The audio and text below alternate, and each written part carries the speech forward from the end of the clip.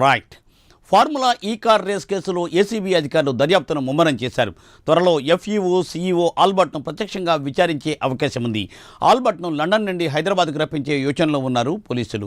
ఈ కేసులో ఎఫ్ఈఓ, సీఈఓను ఫిబ్రవరి 28న ఏసీబీ అధికారులు విచారించారు. లండన్ నుండి వర్చువల్గా విచారణకు సీఈఓ ఆల్బర్ట్ హాజరయ్యారు. ఎఫ్ఈఓ ప్రతినిధులను వర్చువల్గా ఏసీబీ అధికారులు ప్రశ్నించారు. రేస్ నిర్వహణ కుదుర్చుకున్న ఒప్పందాలు, నగదు చెల్లింపులపై వారు ఆరా తీశారు. దీనిపై ఎక్స్క్లూజివ్ ఫీల్డ్ రిపోర్ట్ కుమార్ అందిస్తారు. కుమార్. థ్యాంక్ యూ మూర్తి. తెలంగాణలోనే సంచలనం సృష్టించిన ఫార్ములా ఈ కార్ రేసులోని ఏసీబీ అధికారులు అయితే విచారణ వేగవంతం చేశారు. ముఖ్యంగా ఈ కేసులోని మొదటి నుంచి కూడా A1 ఉన్న కేటీఆర్, A2 అరవింద్ కుమార్, A3 బిఎల్ఎన్ రెడ్డి వీళ్ళ ముగ్గురిని కూడా గతంలో ఏసీబీ అధికారులు అయితే విచారించారు.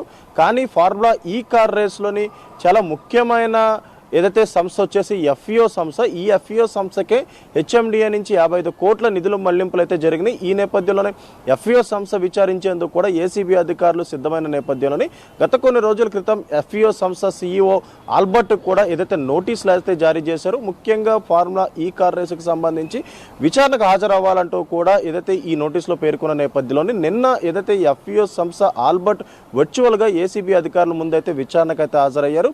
ముఖ్యంగా 8 గంటల పాటు ఎఫ్ఈఓ సంస్థ సీఈఓ అయిన ఆల్బర్ట్ని అయితే ఏసీబీ అధికారులు అయితే విచారించారు. ముఖ్యంగా చూసుకున్నట్టయితే ఈ కేసులోని మొదటి నుంచి కూడా ఏదైతే ఈ నగదు బదిలింపుకు సంబంధించే ఈ కేసు మొత్తం తిరుగుతుంది. ఈ నేపథ్యంలోనే ఇటు హెచ్ఎండిఏ అకౌంట్ నుంచి ఎఫ్ఈఓ సంస్థకి ఈ నిధులైతే మళ్లించారు. కాబట్టి ముఖ్యంగా ఇందుట్లో ఉన్న సీఈఓతో పాటు కొంతమంది ప్రతినిధులను కూడా ఇప్పటికే ఏసీబీ అధికారులు వర్చువల్గా కూడా విచారించారు.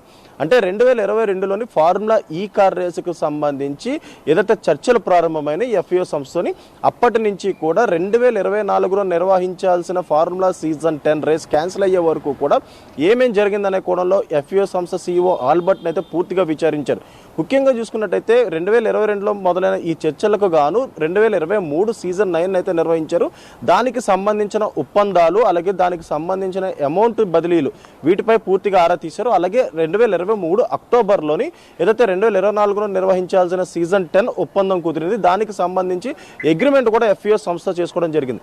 ఈ నేపథ్యంలోనే దానికి సంబంధించి కూడా సీఈఓని అయితే పూర్తిగా విచారించారు. అలాగే మరొక పక్క సీఈఓతో పాటు ఎఫ్ఈఓ సంస్థ కొంతమంది ప్రతినిధులను కూడా ఏదైతే ఏసీబీ అధికారులు అయితే విచారించడం జరిగింది. ముఖ్యంగా ఎప్పుడైతే తెలంగాణలోని కాంగ్రెస్ ప్రభుత్వం హయాంలోకి వచ్చిందో మొదటగా ఏదైతే హెచ్ఎండిఏకి సంబంధించిన నిధులు బదిలీ అయినాయి కాబట్టి దీనిపై విచారణ జరగాలంటూ కూడా ఏసీబీ అధికారులు ఆశ్రయించారు. ఈ నేపథ్యంలోనే ఏసీబీ అధికారులు కూడా దీనిపై కేసు అయితే నమోదు చేశారు.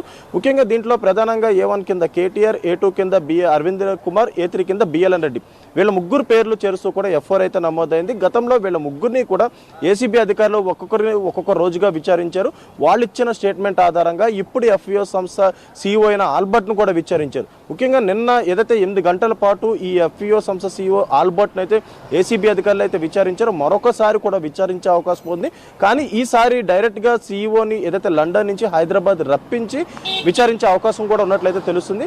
ముఖ్యంగా ఏదైతే హెచ్ఎండిఏకి సంబంధించిన నిధులు 45 కోట్లు బదిలీ అయినాయి. అది కూడా ఫారెన్స్ ఏదైతే కరెన్సీ కన్వర్ట్ చేసి మరి ఇది బదిలీ చేశారు. కాబట్టి హెచ్ఎండిఏకి అధిక భారం కూడా పడింది. ఎందుకంటే కన్వర్షన్లోని ఇండియన్ అమౌంట్కి అలాగే లండన్ అమౌంట్కి తేడా ఉంటుంది. కాబట్టి కన్వర్షన్ జరిగే టైంలో కూడా ముఖ్యంగా ఏదైతే ఈ కరెన్సీ కన్వర్షన్లోని ఎక్కువగా హెచ్ఎండిఏపై అధిక భారం కూడా పడింది. అలాగే మరొక పక్క కేబినెట్ ఆమోదం తీసుకోకుండా ఆర్బీఐ గైడ్ లైన్స్ పాటించకుండా ఏదైతే హెచ్ఎండి అకౌంట్ నుంచి రెండో సీజన్ అంటే సీజన్ 10 నిర్వహించడానికి 45 కోట్లు బదిలీ చేశారు. ఈ వీటంతటిపై ఇప్పటికే వీళ్ళ ముగ్గురిని ఏసీబీ అధికారులు విచారించారు. అలాగే ఈడీ అధికారులు కూడా వీళ్ళ ముగ్గురిని విచారించడం జరిగింది.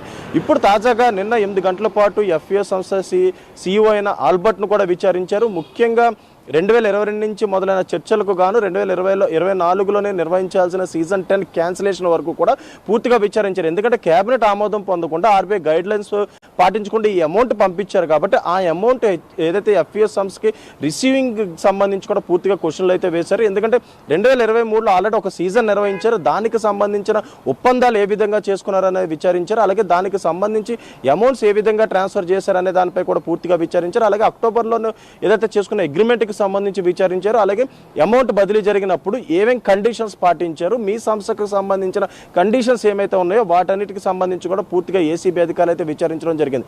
ఇప్పుడు తాజాగా మరొకసారి ఏదైతే ఎఫ్ఏ సంస్థ సీఈఓ అయిన ఆల్బర్ట్ను మరొకసారి హైదరాబాద్ రప్పించి కూడా ఏసీబీ అధికారులు విచారించే అవకాశం అయితే ఉంది మూర్తి.